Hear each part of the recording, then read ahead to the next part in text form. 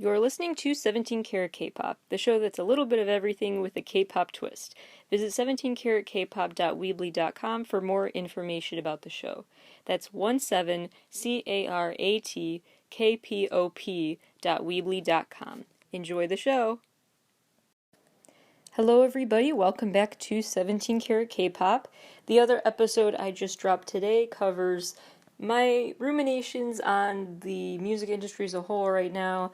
I share some of the latest research and stories I've been reading about in terms of how the world is reacting, how the concert industry is reacting, how gaming companies, how new apps, how new campaigns for marketing, how all of these artists and their managements and everyone associated with the world of music is coping now that they realize COVID-19 is here for the long haul, as well as sharing my personal connections and why I got into K-pop fandoms and what I've been missing these days about K-pop fandoms and what I hope comes back when it is safe for those in-person aspects of being a K-pop fan to come back. So all of those thoughts and reflections are in the other episode that just dropped today. In this episode right now, though, you can check out my updates on and my takes on a bunch of new news updates in the world of K-pop. So without further ado, let's just jump right into it because there is a lot of news to cover. The rookie boy band TOO has their first reality show coming to the M2 YouTube channel. You can check that out starting on my birthday, actually, July 14th, 10 p.m. Korean Standard Time, which I believe Chicago time is like 8 a.m. July 14th. So I can start my birthday with a reality show, which is awesome. More good content news. There is a new app coming called Blip, which sounds like it's going to be very bias focused. So if you want all the content for just your bias, their pictures, articles about them, videos, fan cams, etc., they'll all be concentrated in one place. This is an app that is so far going to have channels for NCT Dream, NCT 127, and Wave V. I don't know if it'll go beyond that for other SM entertainment artists or what, but that's an app apparently that is newly happening, and so it's created by this music startup company, and it'll be interesting to see the success or failure of that app.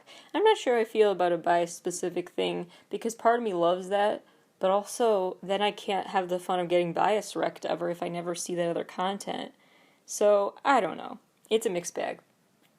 Other exciting news, TXT has become the first Korean group to be on the cover of Teen Vogue magazine, so make sure you check out their cover story. It's really great deep dive on their latest album and the messages they hope to convey to the youth through their music. And speaking of big hit artists, BTS has revealed that they are enrolled in university. So they are studying right now. Apparently the rap line, RM, J-Hope, and Suga have been enrolled since March 2019, but Jimin and V will join them at Hanyang Cyber University, which is one of Korea's 21 main digital-only institutions. Jimin and V will be joining them starting in September. And Jungkook also is still in school. Broadcasting and entertainment is his major. The others are all going to become masters in advertising and media, so they are getting those degrees, so I'm very excited for them and not surprised. Congrats to them. Other big news in the military, Do-jun from The Rose just joined the military, so we will really miss him. But as for the better news out of this is that due to COVID-19, there are some slightly early releases for people who are serving the 2-year required military enlistment time in South Korea. So some stars are, based on their accumulated vacation time, getting off a little bit early. So Onu from SHINee is back July 20th. He will be back 12 days earlier than expected. And then actually on my birthday, Bernard Park will be back 13 days earlier than expected, which is also very exciting. Blackpink, congrats to them because their Billboard magazine cover has won the Reader's Choice for ASME's Best Covers of 2019, which are being announced this week, and Blackpink's cover for Billboard really is stunning, so make sure you check it out. Really, those looks are just everything. That's all I can say about that. Other quick updates before I get to some more in-depth stories. BTS is officially the next spokesperson for Baskin-Robbins. They will even have a merch line affiliated with this partnership coming out in August, so stay tuned for that. Monsta X's Kihyun finally has his own Instagram account. It's at YOOKI and then 3 H's. YOOOKIHHH. Make sure you follow him there. Really quick, I want to spoil The Voice 2020 Korea, so skip ahead like 20-ish seconds if you don't want to hear that. But congrats to Golden, aka Jisoo, for winning The Voice 2020 for Korea. Some sadder news, Illionaire Records was started a decade ago, but it is ending now. It's officially just shutting down. So it actually, some of their main artists like Bean Zeno had already left the company earlier this year, but now officially the company is no more. So not sure what the fate of the artists are yet, like Bean Zeno and Hash Swan and the others, but the company has just, I guess, terminated all their contracts, and they're going their separate ways right now. They're in better news, though. There is a new podcast out I want to promote because I really like what the Dive Studios has been doing. So their latest podcast is called Get Real. It's with Ashley and Peniel and BM, so make sure you check that out. SM Town is opening up a new store and cafe location in Vietnam. They're hoping that it will be open by September at the very latest, which is interesting because I figured anything that's opening this year would be delayed, if anything, but there you go. By September, they hope to have that open there in Ho Chi Minh City. Taeyong was going to have his long-awaited comeback this month, but due to a wrist injury during dance practice, that has been postponed, which is extra disappointing because I thought it'd be like a special birthday treat for me, but his health comes first, so I'm glad they're giving him time to rest before that comeback, and it'll be even better and more exciting when it does finally come. Other sad news, Shonu had this retinal detachment, so due to recovering from that surgery, he has now temporarily stepped back from Monsta X promotions, and Monsta X has rescheduled their upcoming online concert, so now it will be August 9th instead of in late July. And not to freak anyone out or anything, but just for some context, this really is a big deal because I know people who have gotten similar eye surgeries, and actually your eyes are really connected to the rest of your body in ways that seem weird. Like, you may not be able to walk while your eye is recovering because it affects balance, or it affects just even being able to sit up all the time, or like everything that seems like you don't think about doing it on a daily basis, you will have to think about suddenly when your eye is not functioning like it used to. So this really is a serious thing. So I really hope that by August 9th, that's even enough time for him. If anything, they should expand the time he is off to recover from that, because it really is a huge surgery to have to deal with. So, something to keep in mind. Some better news. Congrats to Baekhyun, who is officially a million album seller, and he is the first soloist in 19 years to become a million seller, and I'm just so excited. He really deserves that.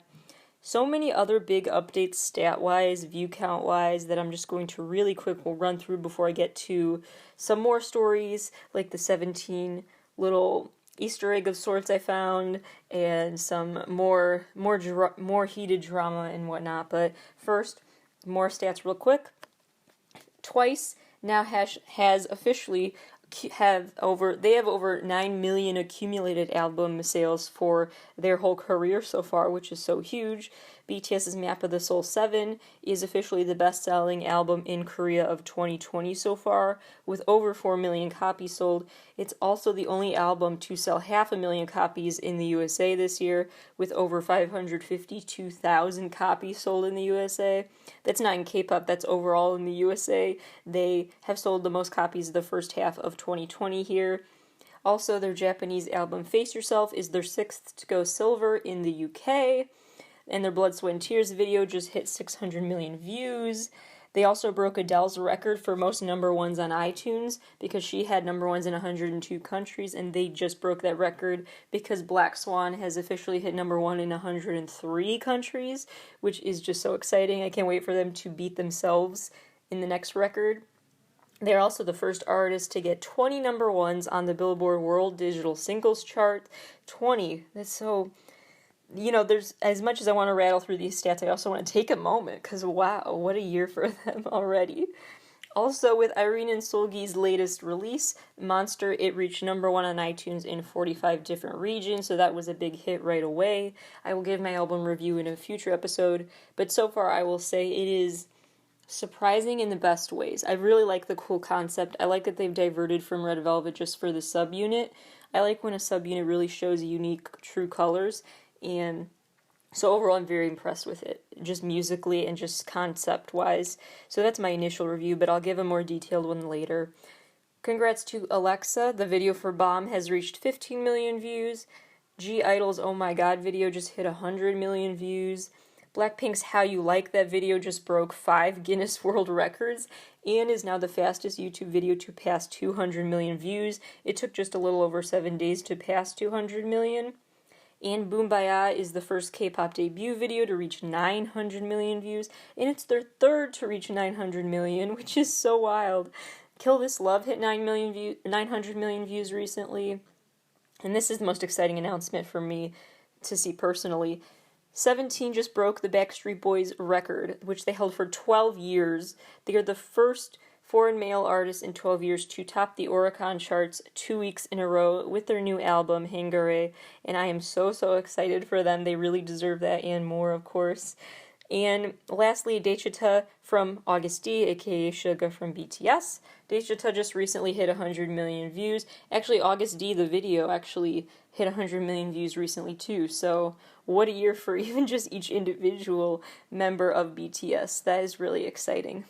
Alright, more fun news before we get to the drama. So, I want to share what I've discovered about 17. I was looking into possible deeper meanings of the imagery in their promo pics, because their promo pics are just perfect for Easter egg hunting. And so the latest release they are releasing promo pics for is their upcoming Japanese mini album, which is due in early September, and they've already released the first single, Falling Flower, which we all know and love already. And so what I really like about the promo is it has this red string concept.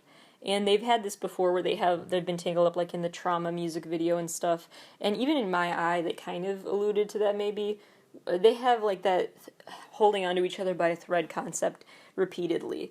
And so the latest development has to do with actually a Japanese legend called the Tale of the Red String of Fate. And so the Red String of Fate is actually a symbol.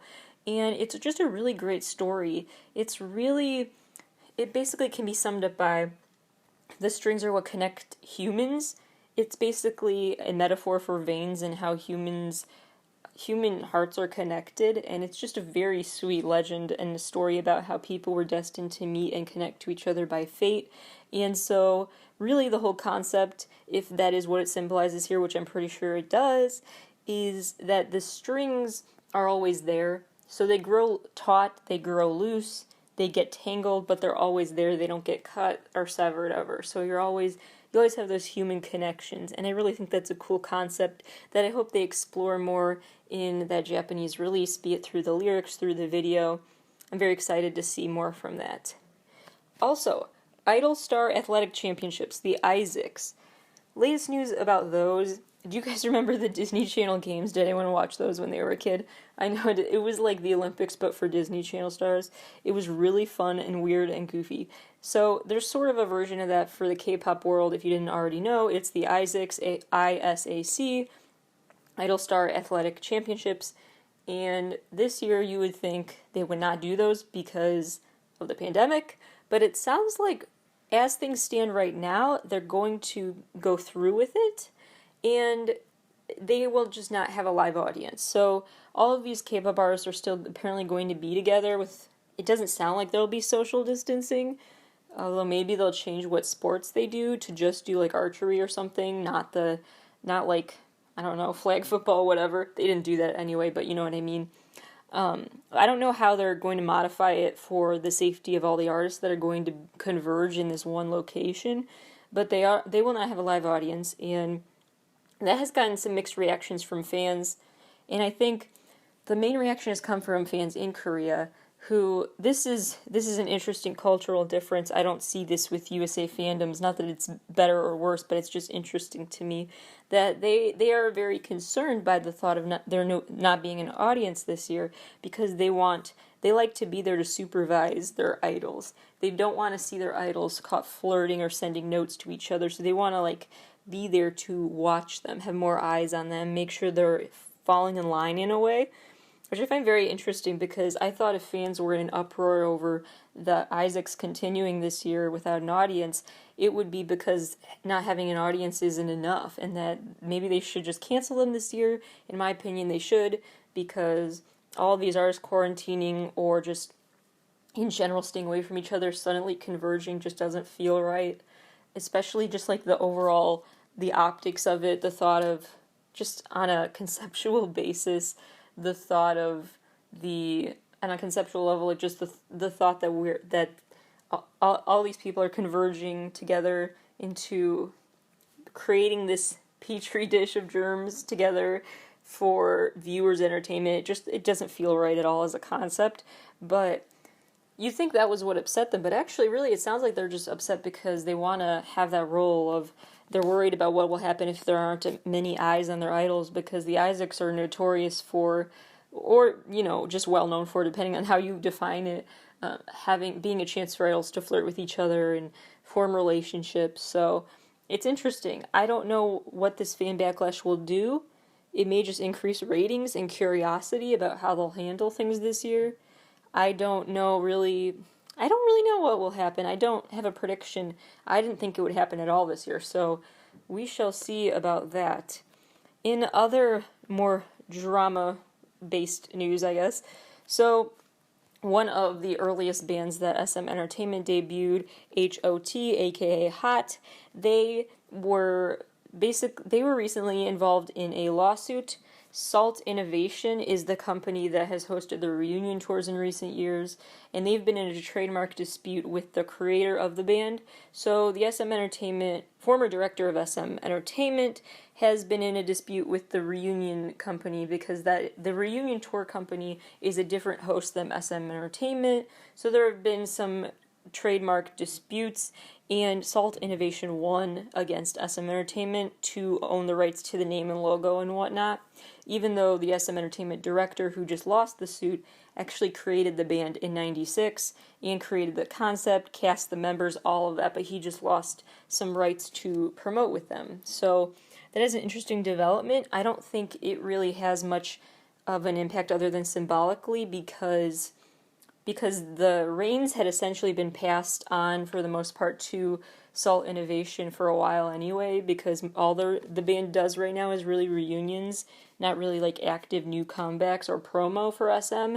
So I think it's more symbolic than anything, but it is very interesting, and it's an interesting development. So in other news, the latest drama, there are levels to it that I want to talk about. So there are three major stories that have to do with artist treatment that have been going on right now. And so I just want to break them down one by one and then how I see them all connected. So first of all, fans have started this initiative because they insist that GOT7 is not getting enough promo. They are trending hashtags like Treat GOT7 Better, and they are demanding more promo for the members through JYP Entertainment. So they even hired one of those digital billboard trucks to actually be stationed outside of JYP's headquarters to have a sign on it that said like Treat GOT7 Better or whatever. And they claim a couple things. They claim that GOT7 didn't get enough promo last time around, and that they routinely do not get enough variety show appearances and other chances to promote their work. They say that the online fandom has really done more to promote them than JYP. They say that overall they've just lacked the support they need and deserve, and they say that there's been a lack of support for creative control and solo work for the members. So those are the claims they put forth, which I will address in a second. The second main issue is the band New Kid is going through a weird situation where 4 of the members of New Kid keep showing up in social media posts updating fans about what they're doing, but the other members are nowhere to be found. So people were wondering, why are there only 4 members constantly updating us? Where are the others? Fans were getting concerned. And so actually, what made it even more concerning, not just a weird coincidence that the latest pictures didn't feature some of the other members, but what made it worse really and more concerning for fans was when the the company started posting old photos as if they were new. So like pictures of Hansel from January were being posted again the other day as if they're brand new, as if fans forgot about those pictures to make it look like, oh, don't worry, the other members are still here, which was just concerning why they were suddenly playing this game, faking the fans out. And so finally, J-Flow Entertainment released a statement about the concerns, addressing them in the Fan Cafe, aka Online Fan Club, and their message was super vague and not reassuring at all, where they basically just said, yeah, sorry to reveal this, but the other members have not been pictured because they are currently being hospitalized. And that was as much as they elaborated on that, so fans are worried about what is going on with New Kid right now. Third story happening before I really get into the roots of all of this. So I'm not going to spend too much time on this because it's just really dark and tragic, and just you can read a lot about it online, and I don't have much more to add. But with AOA, there is a lot of drama right now because Mina recently spoke out about her experiences with Jimin, a fellow AOA member, bullying her over the years, and basically saying that Jimin never apologized. There was a day where Jimin and all the other members of AOA went to Mina's house to try to have a long talk, work things out, and Jimin apparently apologized there, but Mina didn't feel it was sincere, and it was mostly for show. And so basically where things stand now is Jimin has retired from the music industry altogether and left the band, and it sounds like the fate of the band is kind of up in the air right now. Mina sounds a little better on social media. She keeps apologizing and issuing these statements for saying she's sorry to worry fans and she won't do anything reckless with her stress and being distraught and everything. So now the story is not ended because fans continue to dig up old pictures and videos of signs that AOA probably was hinting at their mistreatment by the company all along.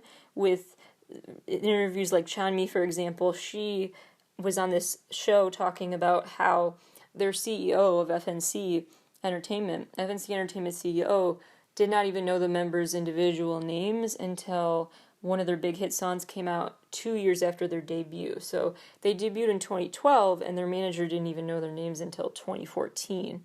And so there are instances like that, and just little moments on camera fans are dissecting, where it looks like Jimin gives someone a look, or one of them looks intimidated by her, or like they have to monitor their words around Jimin, and all of that stuff. So there's a lot going on there.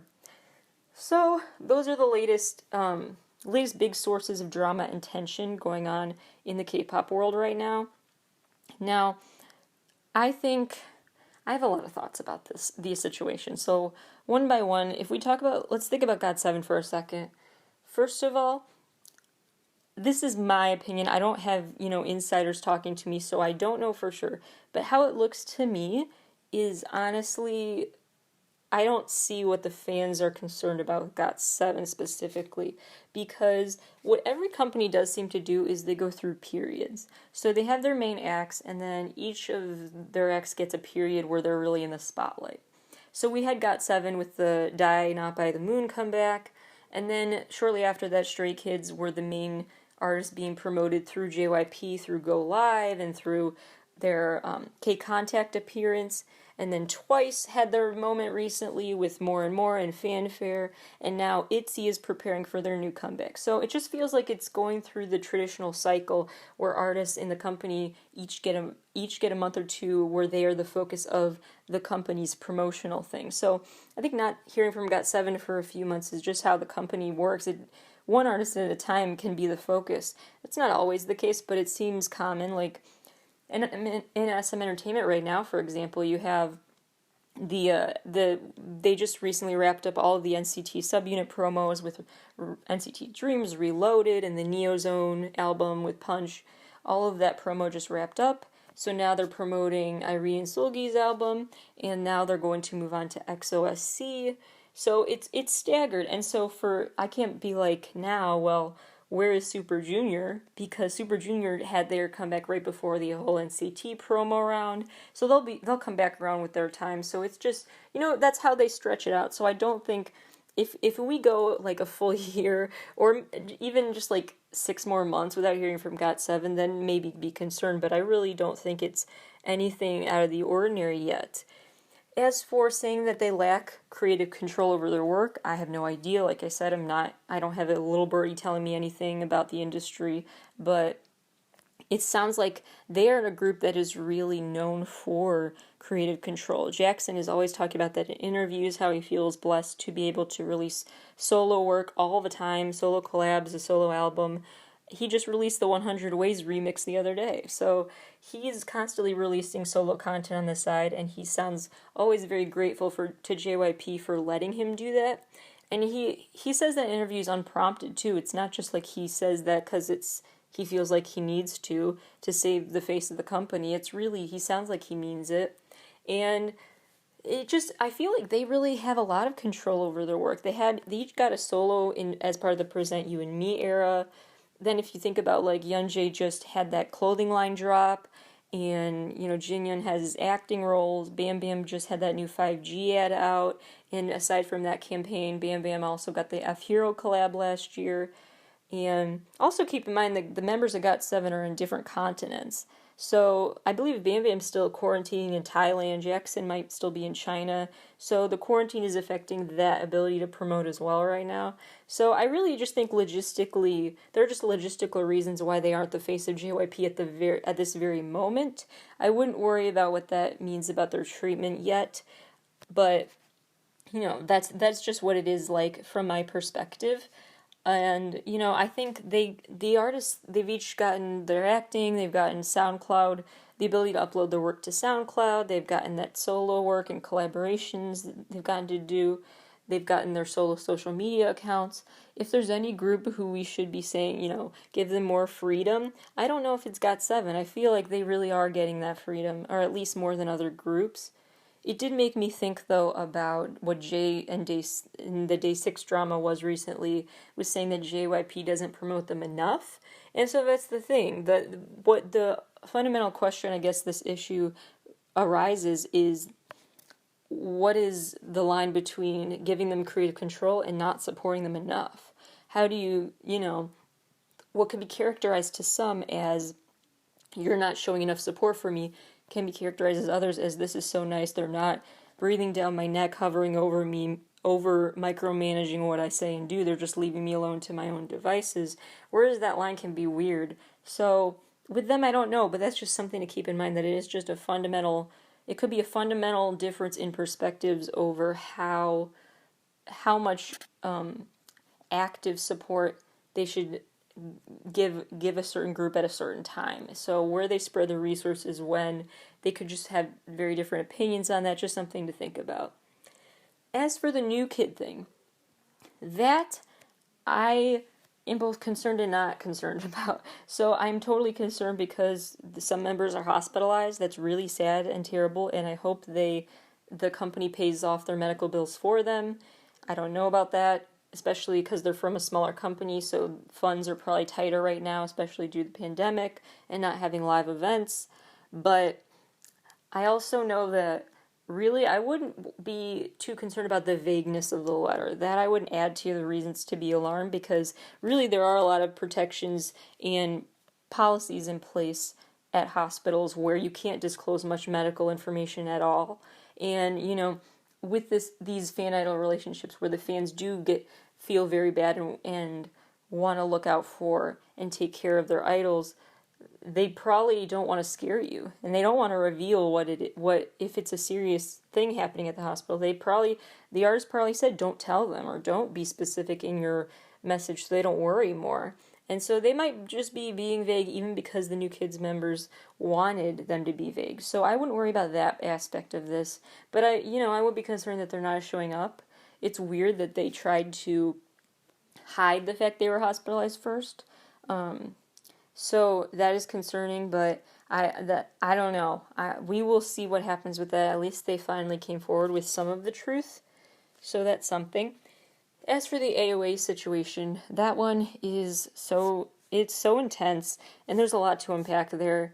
So really my only thought about that is that I'm proud of Mina for speaking her truth. I hope that it was healing for her to do so. I hope the band going forward, all the members feel free to speak out about however they felt while in the band. I just hope that the healing process has begun with all the members, and I'm glad Jimin made the decision she did. I just think I don't know. I really, given all of the statements Mina made and the evidence and everything, and the responses from other members coming out with their own stories, that Jimin does deserve that punishment, and so that will be what it will be. So now what all this means and how these dramas are related is really just goes back to concern for each other and fan concern for idols, and it's just making me think a lot about and how that relationship to me is so interesting, how much fans feel entitled to know what the issue is with their artist and try to control the narrative and give them that promo and support, and when they don't feel like a company is helping them get that promo and support for their fave, they turn on the company or they get a truck to help them out or other ads. It's just very interesting to me. I'm not saying the tactics are good or bad, I just find it very interesting to observe and read about how fandoms respond to these issues with the companies and their artists. And so we'll see what the future is of these bands. I really wouldn't worry about GOT7's future, though. I really don't think that's something to worry about too much yet. So try to put that out of your mind for now, at least compared to the other stories. And we will see. These are developing stories, and I found them interesting to talk about because they did get me thinking, and that's just something to think about, is the fan-idol relationship and how much you do, I guess, like, deserve to know information versus what is an infringement on privacy regarding their information and what's happening in their personal lives. But also, it's just interesting to think about how to handle that idol-fan relationship responsibly, and some companies really fail at that, and others do a pretty good job, or at least trying to, but just have fundamentally different philosophies on what that looks like to not micromanage or to not support enough, and how to walk that line can be tricky. So that's the latest from these issues, but I do want to reinforce the point I always try to make when I talk about drama in the K-pop world, is that there is so much drama in the music scene overall. Like, this is not a K-pop exclusive issue. There are so many issues with the Western pop world as well, where there are moments like this where band members turn on each other, reveal that one member was rude to the others. There are groups who do not get the promo they deserve.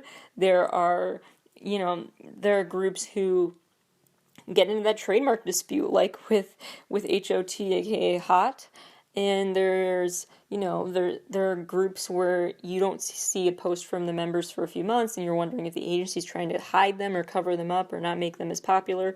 There's a lot of some analysis and sometimes over-analysis of all kind of fandoms, of all kinds of groups into their artists' personal lives, and so just something to think about. It's really, I'm not sharing these stories because I want to talk about the dark side of K-pop, because I don't like that narrative, but I would just, I update this show with news about what's going on in the K-pop world, which is what I'm still doing now, and also I just think I like to talk about stories that leave you in thought. I like thought-provoking stories, and this one was because it has to do with artists versus agencies and the level of control and the types of relationships they want and how they define enough support for each other and what that should look like. So I'm not proposing solutions as much as just starting the thought process. So when we come back from the show, I have one more story to share, because I've been reading about the meanings of the word clickbait and going viral, and one author suggests that going viral is not even a thing. Going viral is not a thing. It doesn't really exist. It's all behind the scenes stuff. What is going on? It blew my mind. We will talk about it next. So what does it really mean to go viral? What goes viral? Who is controlling that behind the scenes? I'm going to give you a little intro into that world here. And if you find this conversation interesting, just remember that a few episodes ago I talked about the history of payola and how chart manipulation has happened over time. So if you find this stuff interesting about who are the players behind the scenes in the industry, check out that episode as well. So really, first of all, I think the phrase going viral will probably go the opposite of viral soon. It'll go away because the word viral takes on a new meaning during a pandemic, so I don't know if it'll stick anymore, but we'll see. Anyway, this phrase viral marketing actually originally referred to word of mouth campaigns. So, really, the term was used to describe ads that were about word of mouth, really about generating that buzz about a project. So you could argue that anything on social media is viral content because it's content meant to keep the conversation going. It's meant to be spread and shared, not just consumed by one person. But actually, another original definition of the term viral referred to a thing spread through many generations. So then another argument is that nothing is viral now because it would have to have been around for generations, and it hasn't. The ability to spread things on social media is really still really like millennial / Gen Z, so I don't know if that counts as different generations. Really, what it seems to be the case is that going viral is being used instead of the word broadcasted when they are not meant to be interchangeable terms. So what's broadcasted is what's put out for the world to see and consume, and what's going viral is what is broadcasted and shared widely over time and across generations. That's the traditional defining of this concept. So broadcasting really refers to a plot and has this connotation associated with it that broadcasting is all about a few made players behind the scenes promoting something. Whereas going viral makes it sound like it's like the whole community is collectively working to promote something. So it's very interesting what kind of image you get in your head when you hear broadcast versus what is viral content and who is responsible for that stuff. So I was reading this book called Hitmakers by Derek Thompson, and this Hitmakers piece talks about, basically, he argues there really isn't anything going viral in the sense we thought, and that the spread, which I guess, has to do with the word viral, that term, the term spread refers to the spread of money over anything, really, and how that affects interest in what generates traffic to websites.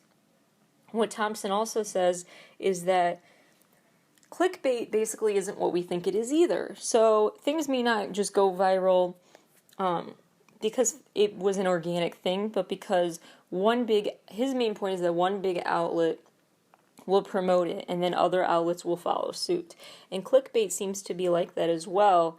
Clickbait refers to actually the original definition of clickbait was content that really is published with the intent to trick someone or be something without any merit. So trick someone as in the headline will say like, I don't know, some sort of misleading caption like about this person spoke out saying that we should never celebrate our birthdays anymore. I don't know. That would be clickbait because then maybe the whole quote said something like, we should never celebrate our birthdays anymore only once a year. We should celebrate every day. I don't know. That's just an example. So that's what would be an example of clickbait, is a headline that totally misleads from the main argument that was actually made to get more people to read it and be like, what? I gotta find out more about this.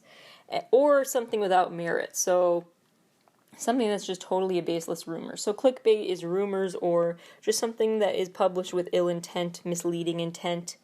But really, he argues that he looked at this Yahoo study. This is a little dated from 2012, but the Yahoo study found that 95% of clicks on content are actually from the original source. So only 5% of the time you're clicking because there was another click in the trend line. So basically what he says is that if you were looking at an article on, let's say, Soompi about your favorite K-pop star, and you click on it and it has one of those misleading headlines like the birthday quote, and you read it in the article and that's it. That's not really considered clickbait. He views clickbait as more to do with the spread.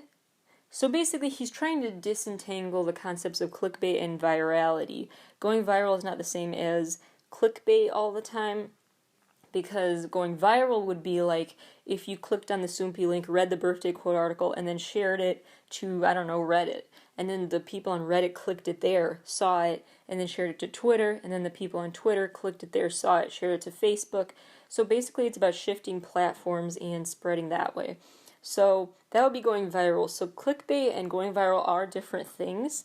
And that's basically one of the gists of his book. I'm really trying to sum up a lot of the author's comments in a few minutes here. But basically his point was that if we then view clickbait as defined as separate from going viral in this way, then a lot of content is not even clickbait, even though we label it as such. And so, because really most of the time people are just clicking on that one main source, reading it, and then that's it. If they shared it more, that would then show that clickbait is really working. So he's just saying that he thinks the model is fundamentally flawed, that companies spend too much time focused on clickbait rather than possibly going viral, redefining what it means to go viral. Because with clickbait, really, he says it's not actually a good source of revenue like they think it is, where the more clicks you get on a site, the more money you generate, because actually he's noticed a trend over time where really the revenue that depends on who views the site and who views the ads on the site is not as important nowadays as getting money elsewhere. So let's say Soompi was a subscription service, so you had to access certain content beyond a paywall. If you click on that Soompi article with the birthday quote, for example, and you're reading the article, and during the article on the screen, the ads pop up promoting K-pop merch and whatnot as you read it, and then you think you just made the company money because the ads increase their view count, which translates into the money those ad companies make, which translates into the amount the ad companies will pay back Soompi, etc. But actually now, the bigger proportion of the money that places like Soompi are getting, it would be from like the subscriber base, the people who are buying to go past the paywall, or people who pay to tune into live events. I guess another good example would be K-Contact and how you had to have that YouTube membership to access it. So it's really, it's very interesting to me how the revenue model is changing, and they're realizing, especially now, a lot of ad partnerships with internet content have been dissipating during the pandemic because just a lot of ads are really just pulling their partnerships. They're not seeing it worth it. They're being a lot more cautious with the cost-benefit analysis before they jump into any partnerships, especially long-term ones, because the nature of this pandemic is so uncertain for the future. So with the ad partnerships and sponsorships drying up, these companies really have been, anyway, even before the pandemic, moving towards trying to make their money elsewhere through memberships and other membership perks and more benefits you get if you pay for the service. So what that means is that clickbait is becoming a thing of the past, if it ever even was one. So regardless of how you technically want to define clickbait and what goes viral, it really seems like these companies may start focusing more on coverage that is media coverage that doesn't rely on misleading headlines, but just has good, interesting content. And some people may have to pay more to access it, but so it's a weird cost-benefit analysis of the ethics of, well, it's better morally to offer all this coverage free versus it's better morally to offer all this coverage. Some people will have to pay to see some of it, but it'll avoid clickbait that ruins reputations. I don't know. It's a weird moral trade-off, but that's what's going on in the world of media content right now that I find so interesting. And there's so much more I could say about this, but one more thing I will say, though, is that what got me thinking about, a lot of people, not just this author, but a lot of authors have supposed and suggested that going viral really is kind of this manufactured concept, which I just find so fascinating to think about. Because, first of all, I'm never probably going to stop using the phrase going viral. I feel like it's become such a part of our vocabulary that it would be really hard to just stop using it. It seems like a go-to phrase to talk about what is trending, so I don't know if that will really ever go away, even if we challenge this concept of what it means. It may just be a redefined concept.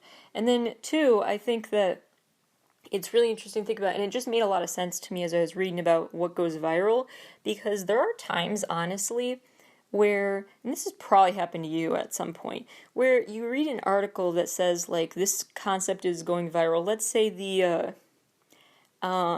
what's a good example? Well, I want to name an episode Taeyong Me as a Take On Me joke. So, because that's a great song. So, I'm going to talk about Taeyong more so that it's relevant. So, let's say there is a story about Taeyong that is I don't know, he started a leather jacket company with customized leather jackets. That he'd be great at that, but I'm just throwing that out there. So he's making a vegan leather jacket company, and fans are mad about it because he doesn't have every color of the rainbow in the collection. I don't know. I'm just totally making this stuff up. So let's say that is the story. So if that is the story, then you might get a post from a website that's like, an article will be written from a site that says something like, fans are enraged over, or a huge uproar has been caused over Taeyong's lack of color in his leather jacket collection. And then you click on the article and you read it, and there are like 2 tweets from angry fans in there. Or like the whole article is built on like one fan's long angry tirade on Twitter. Or the whole article is based on like 5 different fans voicing their opinions and commenting. Like, it's interesting because then that article gets people talking, and then you might actually generate the outrage. So the outrage is manufactured. That's what's so interesting to me, is that we use the term going viral when we're referring to something that more organically spread online, and the term broadcast refers to things that were intentionally put out into the world. But really, all of this content is intentionally put out into the world, because if it weren't for the cherry picking really of tweets online and saying, look, this is actually a big issue right now and a big uproar, they generate that conversation. They cause it when it wouldn't have existed otherwise. So the outrage can be so manufactured too, which I found so interesting. And so that's just an example of a way we might need to reconceptualize what it means to go viral. Really, just, I think it's important to be media literate in the sense that whenever you see something that says fans love this or fans are angry about this, maybe click on it and see how many fans they're listing and including. I'm not saying if they don't list like 100 fans it's not legit, but if it's like less than 5, we need to talk. I also think it's interesting. I think it's just a result of this 24-hour news cycle and the pressure to constantly churn out new articles. So of course they just want to create more to write about because they need to keep writing. But we'll see, because if they realize that they don't need to follow that clickbait ideal to make something share-worthy, then it really can become share-worthy in a new way, and we can redefine what it means to be a share-worthy article. So I hope that media outlets continue to reach that realization that this clickbait model is getting outdated, not to mention just annoying sometimes. So it's just interesting to see what the future of media looks like in terms of how they fund media coverage, but also how they view what should go viral and how they internally reflect on how they're contributing to the conversation. Is it helping to make that go viral for the artist, or did it even go viral? Like, we need to redefine and limit what we call viral content, I think. So it's an interesting discussion to have about how much of the buzz online is just generated from these types of articles that made it seem like it already existed, whereas how much of the buzz is just so genuine and organic for real. So it's just something interesting to think about and reflect on before you jump on a bandwagon. Maybe see if the bandwagon is a small wagon that fits 2 people or a legit giant bandwagon. Maybe something to pause and think about before you say, wow, I didn't expect that giant reaction from people, because it may not be as big as you think. Just something I found interesting, worth thinking about as I was reading about it. So that is the latest in terms of what people view as viral content. And another thing real quick about this is that I'll say is that I do hope what does change, if anything, about what we view as worth going viral is the artist's interview answers. We could talk about this a lot more on another show, and probably will, but like, I do hope that artists I hope that more people redefine what is, in the stereotypical definition, clickbaity, in terms of what will generate shares, not clicks. And I just really, I hope that future interviews, they decide that, you know what, the artists really do deserve to have substantive answers and thought out answers, and there are ways to interview and report on artists that are not cutting out the other half of the sentence. Like, we don't need to follow the clickbait definition in order to make something clickable and full of clicks, if that makes sense. We need, like, a new model can still be a profitable one for the media. Like, I just hope they realize that fans like me do love to read about artists' work. Like, I'm not necessarily more likely to click on an article that says, here's that Taeyong color jacket rumor, and less likely to click on one that says Taeyong starting the leather jacket line. I would still click on both links. So it doesn't all, if it's unnecessarily negative, maybe that's something to think about, that it's not necessarily going to help the company in the long run either, so it's a lose-lose situation. So yeah, I just really love when artists get to talk about their actual work of art, that is their music. I love when artists get to talk about the creative process. I love to hear about the stories behind the songs. And so it's not to me more clickable if I'm like hearing a rumor or hearing so-and-so said this comment that was probably taken out of context, just something to think about of what fans truly want in content. Maybe it's not what people think or once thought they wanted out of content. Maybe more and more over time people will realize what content is so manufactured to stir up drama or whatever, and what is worth their time. And so then we can all benefit from the media feeling like they don't need to report on silly rumors just to keep churning out content. They will have other content that is interesting to churn out because they realize we do find that other content interesting. You know what I mean? So maybe they feel compelled to meet a certain quota of content in a day, and so they make up rumors to do that. But then if fans tell them no, it's not, and they may be like, oh well, I don't want to report on that new album, that's kind of boring. We can say like, no, we want to hear about the album, ask them about it, and then they'll be like, okay, I guess I will do that, and then that can replace the fake rumor, So hopefully with social media, fan feedback can continue to be taken into account and change the coverage to be fair and just more interesting, in my opinion. So just something interesting I've been thinking about lately regarding internet culture. So, all right. That wraps up today's episode. Again, I have a lot in the pipeline, so stay tuned for more from the show in the near future.